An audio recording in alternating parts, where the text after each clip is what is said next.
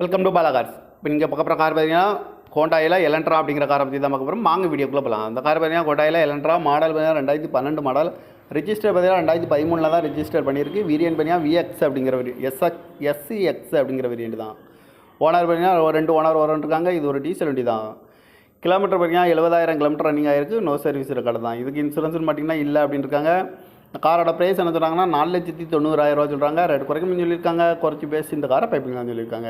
AC வந்துடும், power sharing, power window, ABS வந்துடும், air bag 4 air bag வந்துடும், அழகு வீல் வந்துடும், பட்டன் ஸ்டார்ட் வந்துடும், ரிவர்ஸ் கேமரா இருக்குது, ரிமோட் லாக் வந்துடும். சீட் கவர்லாம் பார்த்தீங்கன்னா நீக்கர் தான் போட்டிருக்கு. டயர் பான் பார்த்தீங்கன்னா 4 டயருமே ஒரு 90% நல்லாயிருக்கும் அப்படின்னு இருக்காங்க.